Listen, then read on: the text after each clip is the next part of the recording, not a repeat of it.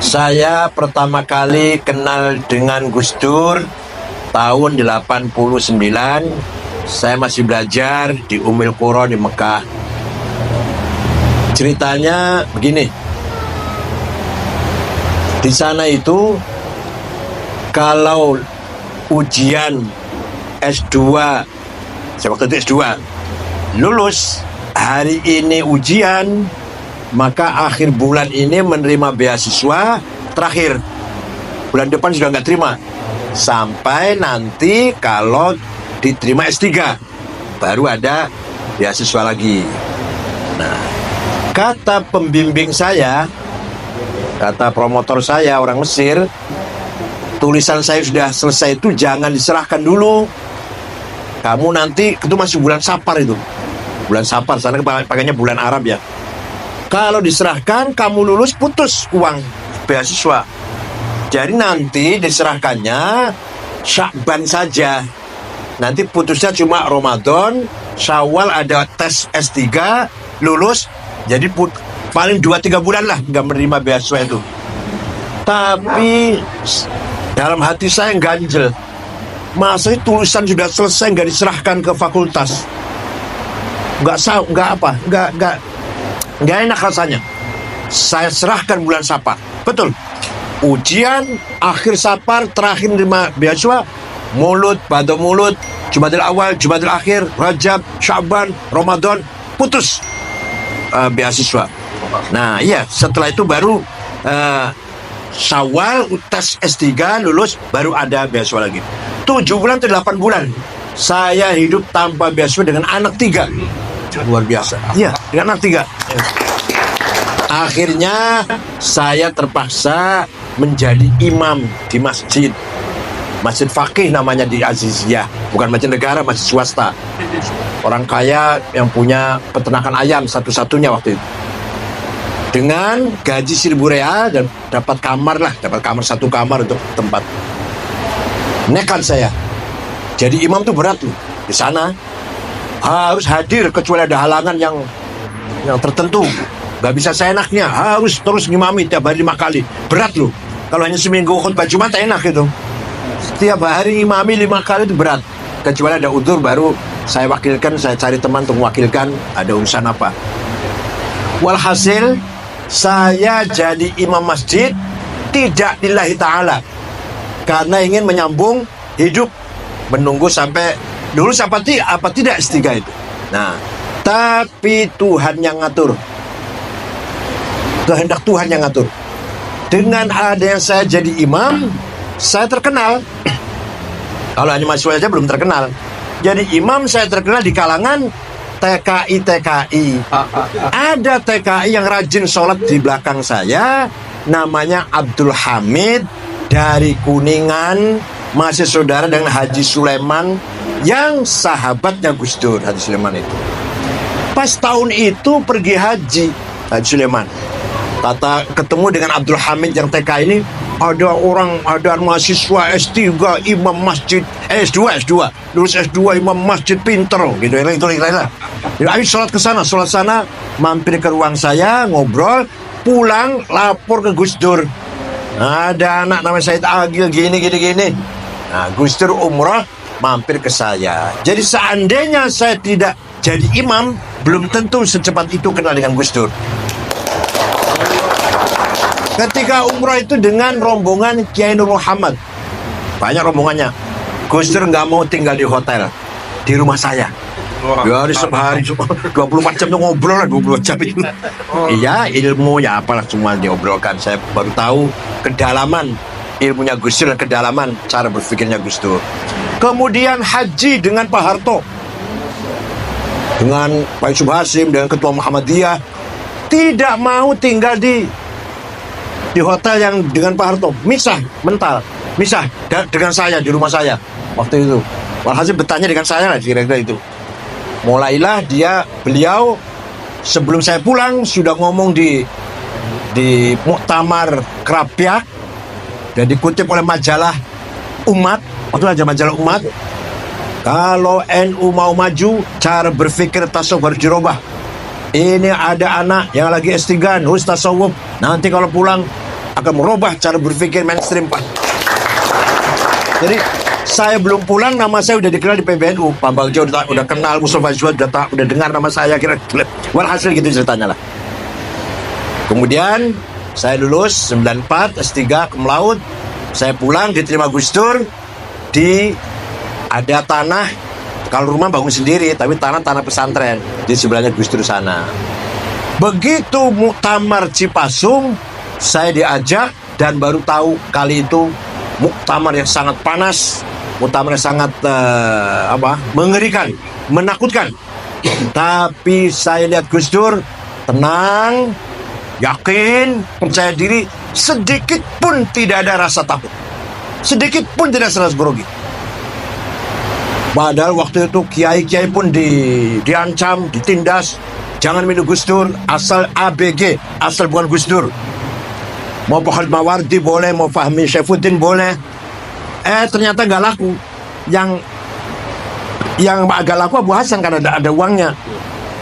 Jadi peserta muktamar itu ada kalanya kiai atau pengurus NU yang sudah dibawahi rasa takut atau sudah dihimbau dengan uang, atau malah yang paling konyol, peserta muktamar bukan pengurus NU yang dari luar Jawa itu kebanyakan. Waktu itu ada namanya Kasospol, Sospol pakai baju koko, pakai sarung kalungan sorban, kopiah hitam. Itu baru bukan pengurus NU, bukan itu. Tapi alhamdulillah muktamar Cipasung malah membesarkan Gus Dur yang luar biasa. Ditindas, ditekan, diancam, semakin Gus Dur itu besar. Dan situlah mulai Gus Dur menjadi sentral. Ya, semua yang non muslim, yang sekuler, yang kejawen, yang abangan, semua datang ke Ciganjur waktu itu. The real, de facto pemerintah ada di Ciganjur waktu itu. Bukan di istana. Iya, the real. Setiap hari tamu luar biasa. Wartawan waktu itu masih aneh kan? Wartawan masih setiap hari kamera tuh di depan Masjid Gus Dur. Tamu itu siapa? Yang paling heran lagi ketika ada siapa? Dari Bank Dunia, bukan dari apa? Yang memberi utang pinjaman pada Pak Harto dulu. IMF, Habernis namanya. Ya. Itu waktu Pak Harto tanda tangan dia meteng-teng. Ya. Tapi datang Gus Dur di rumah Ciganjur, sepatunya dilepas, salamannya bungkuk. Hasil luar biasa waktu itu. Lagi orang kalau Allah besarkan manusia itu luar biasa. Orang luar negeri pun dengan Gus Dur tunduk. Semua akhirnya datang ke Ciganjur. Pak SBY, Pak Hartono yang tadinya berperan ketika Cipasung lah karena dia mendagri waktu itu, semua datang ke Ciganjur dan kita lihat perkembangannya luar biasa. Dari situlah kemudian selesai Cipasung, saya diangkat menjadi wakil katib. Katibannya Pak Dawam Anwar, Kiai Dawam Anwar Bekasi, saya wakil katib. Diajari oleh Gus Dur, diajari berani. Jadi Gus Dur itu guru saya, bukan guru baca kitab. Saya nggak pernah ngaji sama Gus Dur, tapi guru ilmul ahwal, bukan ilmul maqal, bukan makalah, tapi memahami kondisi, memahami situasi. Sampainya harus begini, ini tempatnya sampai di sini, pasnya di sini, harus begini. Banyak sekali pengalaman yang saya dapat dari beliau. Bukan pengalaman, bukan guru ilmu materi, bukan.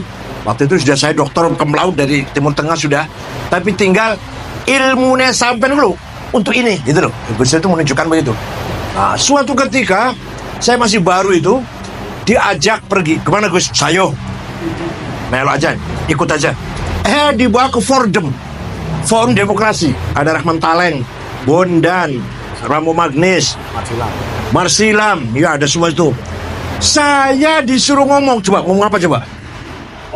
Kalau suruh ngaji bisa, suruh agama bisa. Tapi waktu itu dipaksa suruh ngomong. Ya, saya cuma ngomong situasi politik di Timur Tengah, itu aja saya bisa. Saya belum paham politik sini, belum.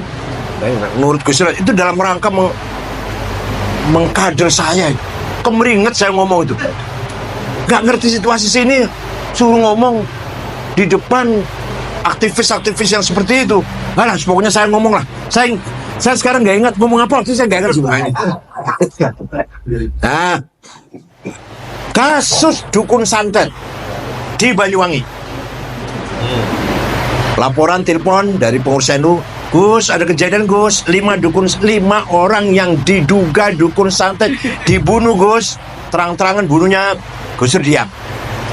Besok 2 hari lagi Gus, tambah 5 lagi Gus 10. Besoknya lagi 7 Gus, besok sampai 30 Gus Dur diam. Baru setelah 30 Gus Dur berteriak, bikin bentuk tim pencari fakta. Diwakilin ke saya dari PBNU-nya, Masya Allah. Padahal saya masih baru banget itu. Ya masih baru lah. Nah, dari Mabes Polri ada, dari Mabes TNI juga ada. Ya, saya dari NU-nya berangkat ke Jawa Timur. Sebentar, tadinya maunya malam, ditunggu oleh Pak Imam Utomo waktu jadi gubernur baru 1 minggu atau 2 minggu. Pak Kapoldanya Joko Subroto, Pangdamnya, Pak Kapoldanya kalau sekarang Irjen, dulu Maijen Samsuri. Sudah malam ditunggu, saya nggak datang. Walau sudah ditunggu itu oleh pemerintah Jawa Timur. Besoknya baru datang. Wah, itu masuk koran itu. Saya agak ditunggu pemerintah Jawa Timur, nggak datang. Lumayan lah, lumayan berita lumayan. Datang. Saya waktu didamping oleh Cak Anam Jawa Timur.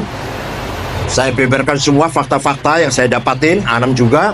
Joko Subroto kurang 15 menit keluar meninggalkan rapat itu. Malah masuk berita besar-besaran, Pangdam Jawa Timur ngambek. Pertemuan belum selesai sudah meninggalkan tempat. Nah, mulailah saya dikenal wartawan, mulai barangkali. Kalau sekarang disuruh, saya nggak mau, betul nggak mau saya. Turun ke Banyuwangi.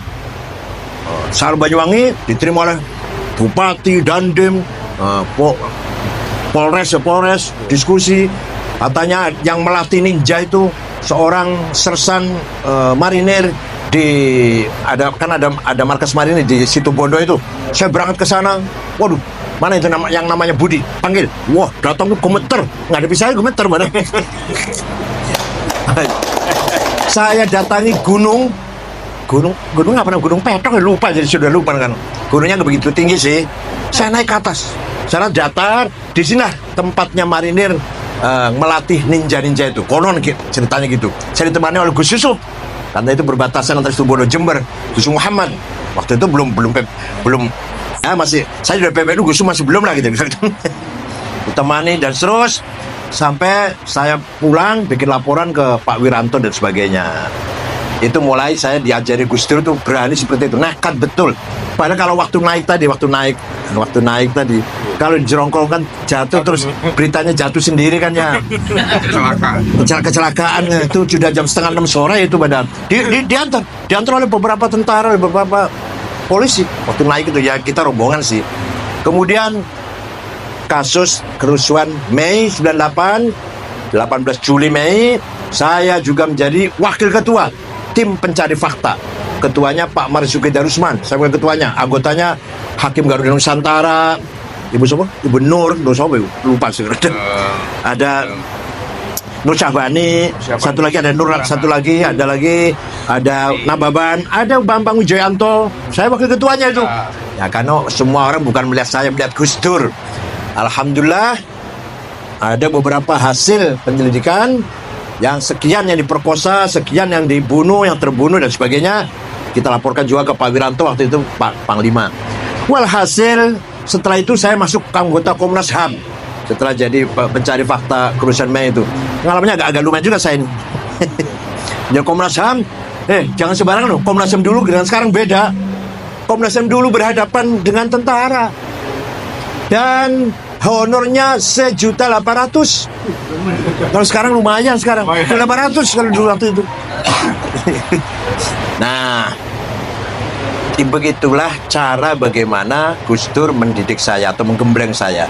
Begitu lahir PKB, saya menjadi jurkam nomor 1 di TV. Nomor 1, dan saya tim 5.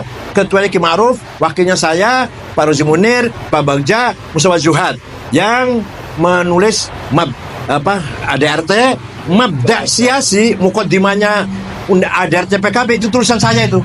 hubungan antara agama dan negara. Tuan saya tuh. Tapi begitu saya ya kampanye ya apa, Gus bilang apa? Sampean nggak usah pengen jadi DPR, gitu pun. Padahal pengen banget padahal. Sampai Bu Mega datang, ikutnya pas saya itu orang oleh jadi DPR PKB gue akui ya. Untuk saya saja PDI ya, nanti nomor 1 dari DKI. Jadi, ojo, jangan coba. Lah, sabar. Lah, begitu Gus jadi presiden, saya diomongin lagi di Hotel Syahid. Saya harus sampai jadi menteri ya, Masya Allah. Pada orang-orang semua meyakini saya akan jadi menterinya lah. Sampai Pak Amir Rais ketika nyusul kabinet, ada Amir Rais, ada Pak Akbar Tanjung. Saya nggak masuk, saya kaget Pak Amir Rais. Pasti gak dibawa Gus. Jabe apa jawabnya? Gak bisa bahasa Inggris. Masya Allah. Remeh banget jabe itu. Padahal nyuwun saya ini cerita bukan cerita ya. Padahal yang jadi menteri agama Fathul Hasan juga gak bisa bahasa Inggris, sama aja. Fathul Hasan, ya ini cerita bukan itu. Supaya penjelasan saya begitu. Begitu mau di Muktamar NU di Lubang saya maju, yang tadinya Gus Dur itu mendukung, kurang 6 bulan Gus Dur nggak dukung. Dukungnya Pak Hashim Muzadi. Gak apa-apa, itu saya terima, itu supaya saya mateng betul itu. Saya tetap maju. Ya kalah. Didukung presiden Pak Hashim. Masa pasti menang. Tapi walaupun begitu terpautnya hanya 35. Terpautnya 35 dengan Pak Hashim. Dengan segala Gus Dur perintahkan kepada semua kirim fax dari Italia. Waktu itu buka muktamar pergi Italia. Ada fax datang masuk ke Kiai Idris. Jangan, harus Hashim Muzadi yang jadi. Nah, Kiai rapat. Ya kumpul. Kiai Abdul Abbas, Kiai Fuad Hashim di rumahnya. Gimana ini? Ya, kena presiden harus kita. Ya udah, walhasil gitulah. Walhasil saya dicegah jangan sampai jadi ketua umum. Karena apa? Belum mateng. Udah titik. Saya tahu masalahnya. Belum mateng. Pak Hashim Muzadi lebih mateng dalam organisasi, dalam manajemen, dalam itu ceritanya. Nah, kalau kelebihan Gus Dur sangat banyak sekali. Seorang ulama yang betul-betul menguasai ilmu agama ya Gus Dur. Terutama sekali sejarah, peradaban, filsafat, dan seterusnya. Bukan hanya sejarah Islam, sejarah dunia. Bukan hanya sejarah dunia, sejarah Cina, sejarah mana aja dia tahu. Namanya orang terkenal, ulama, filosof, raja, penguasa, orang kaya, artis, terus olahragawan, atlet. Nah, apal namanya. Sedunia lu ya, sedunia. Bukan se-Indonesia, bukan. Namanya pemain sepak bola Spanyol siapa-siapa, pemain sepak bola Prancis siapa-siapa, pemain sepak bola Brazil siapa-siapa, apal itu. Artis siapa-siapa, artis terkenal, yang terkenal ya. Orang kaya siapa-siapa di dunia ini, orang pinter siapa-siapa di dunia ini. Terus saya baru kagum dengan Gus Dur itu. Nggak punya buku agenda harian, nggak punya. Memori itu nggak punya. Tanggal sekian ke sini, tanggal sekian ke sini, tanggal sekian ke sini. Suatu ketika, saya habis ngimami sholat di Masjid Gus Dur, duduk di kursi depan. Datanglah Pak Mundir apa? Depan itu ke Mundir Suparta. Suruh konten. Saya lagi nunggu nih, belum pulang dari luar kota ini mau pulang. Tadi saya telepon, belum ada HP kan? Saya telepon ke rumah, Gus Dur jawab kok. Gus Dur jawab, saya telepon. Gus, saya mau sowan apa? Mau undang acara tanggal sekian. Waduh, maaf nggak bisa. Itu halnya Kiai Ali Maksum. Yakin Gus Dur suaranya itu bukan pembantu, bukan siapa-siapa. Gus Dur gak ada. Saya lagi duduk lagi nunggu ini. Betul Gus Dur datang. Gak lama Gus Dur datang.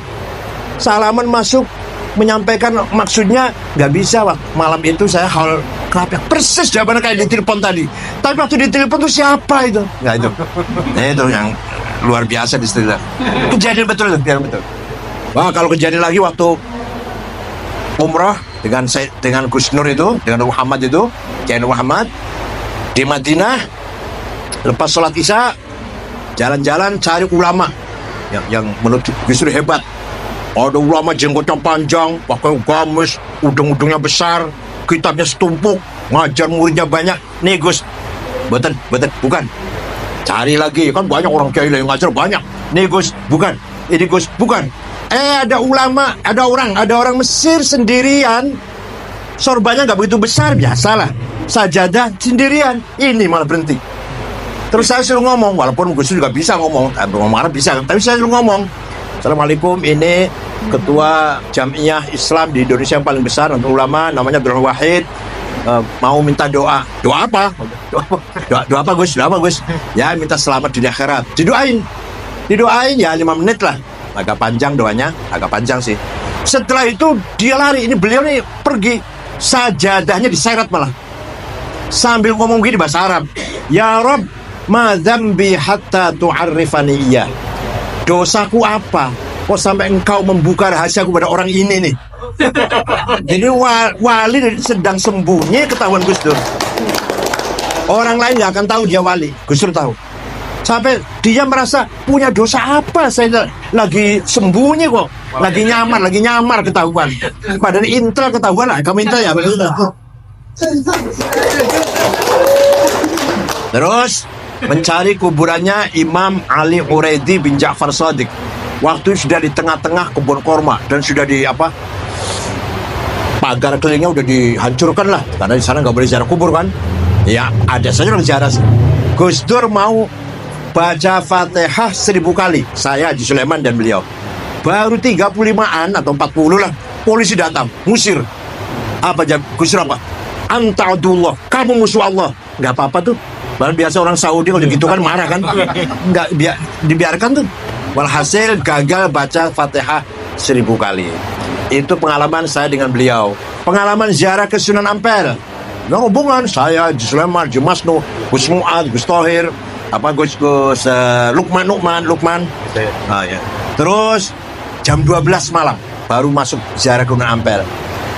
Kita ini disuruh baca la ilallah keras. La ilaha illallah, la ilaha. Gusnya diem aja. Enak banget ya. Pak 1 jam. La ilaha illallah. Kendor gak boleh. La ilaha. Juru kuncinya namanya Kiai Nawawi. Gak boleh kita berhenti dan gak boleh kita kendor. Terus. La ilaha illallah keras. Gusnya diem aja. Ternyata ketika diam itu lagi mukhatabah, lagi dialog dengan Sunan Ampel. Isinya antara lain, jangan takut, jangan khawatir, kamu pasti dilindungi oleh Allah. Ini jauh sebelum jadi presiden belum. Kemudian buka puasa, ini ceritanya nggak urut ya, nggak apa-apa ya. Buka puasa di rumahnya Pak Rozi Muni di Puncak. Saya satu mobil dengan Mas Saiful dengan Muhaimin. Waktu itu masih kaya saya dengan Mas Imin, dengan Mas Sulung, masih kaya saya. Saya mobilnya Kijang Perkasa, baru masih. Mas Imin masih ala misalnya. Mas Saiful masih mobilnya apa? Katana. Kalau Mas Imin Holden yang kuno banget lah, masih kaya saya lah. Nah, berangkat. Di sana Pak Mustafa Zuhad, Rozimun, dari Pak Bagja, ada malah fotonya ada di sini. Ada. Nah, kita buka pakai ikan karena ada kolamnya. Terus sholat terawih, ada Pak Matori juga. Gus Dur baru datang dengan Haji Sulaiman. Rupanya bukanya sate di tengah jalan. Setelah sholat terawih, buka duren. Nah, kita makan duren. Gus Dur makan banyak. Oleh Mbak Ye ini ditegur, Pak, orang apa-apa. Nggak apa-apa. Pulang dari sana, jam 2 muntah-muntah di rumah. Besoknya masih menghadiri buka bersama undangan media Indonesia, koran media Indonesia. Gus Dur datang. Besoknya itu baru di dalam keadaan kurang sehat lah. Pulang dari media Indonesia ke PBNU sudah nggak bisa turun dari mobil. Di papa, muntah-muntah di toilet. PBNU yang jelek itu bukan PBNU sekarang. Yang jelek itu langsung dibawa ke Cipto. Jam 9 malam digeragaji, dioperasi otaknya. Jam 1 siang siuman. Langsung cepat sekali itu. Begitu siuman, mendengar suaranya anak-anak di luar kamar. Apa pertama kali yang diucapkan Gus Dur? Bocah-bocah, way sego. Beliau lupa bahwa itu bulan puasa. Tapi ingatnya ini anak-anak dikasih makan. Ini anak-anak kasih makan. Coba, pertama kali ingat itu. Pertama kali ucap, bocah-bocah way sego itu. Kalau bukan Gus Dur sudah bablas itu dioperasi. Dah. Ringkas cerita, pulang ke rumah masih dalam keadaan pemulihan.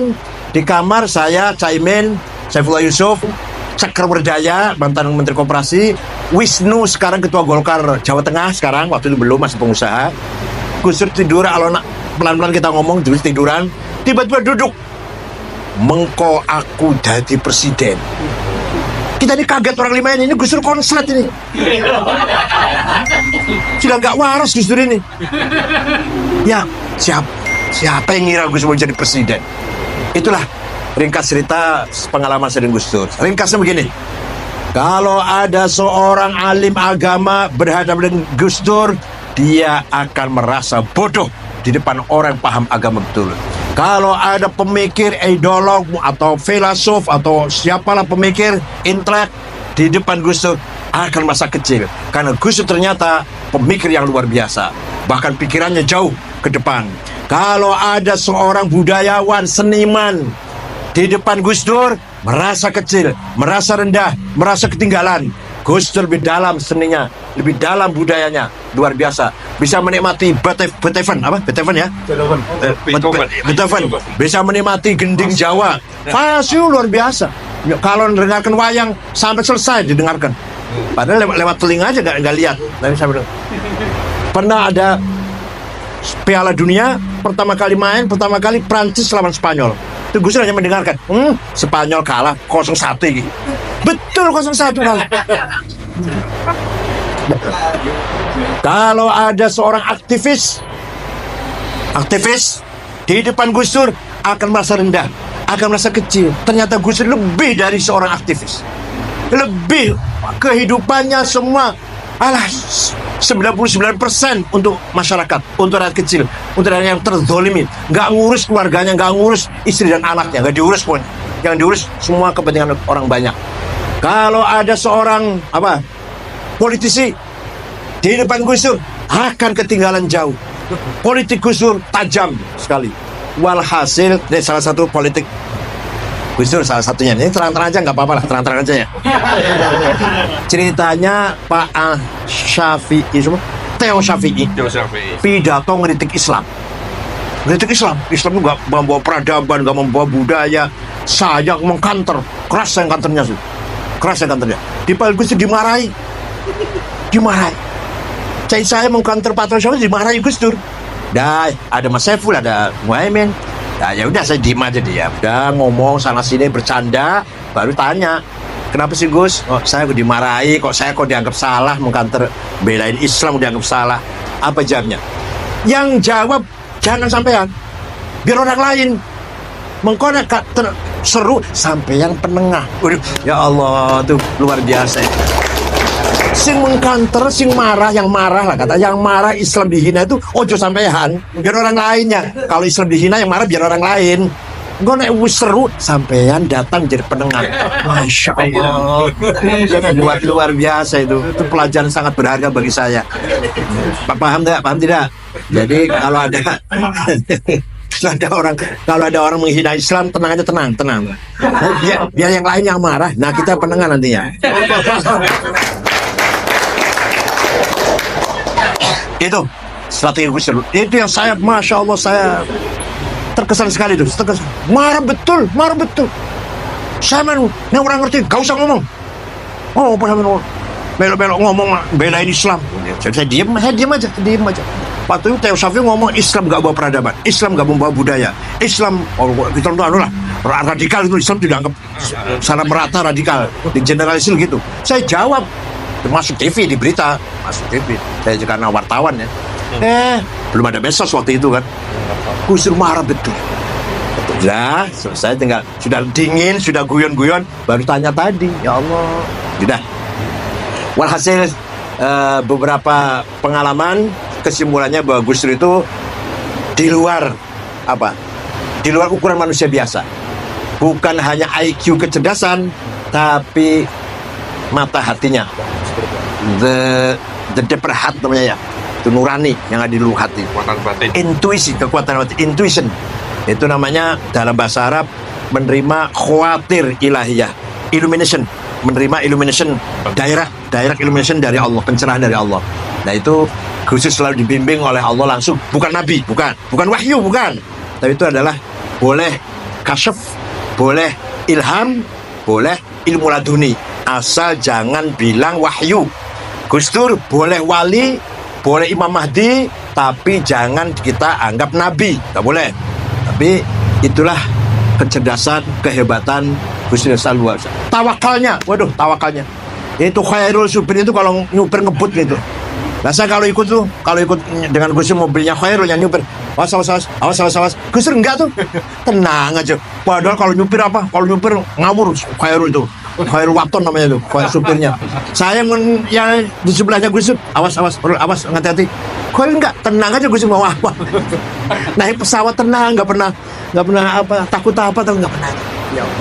Dulu kan nggak ada HP ya, ceritanya. Telepon dengan siapa ya? Dulu apa namanya? Pokoknya telepon tokoh masyarakat lah.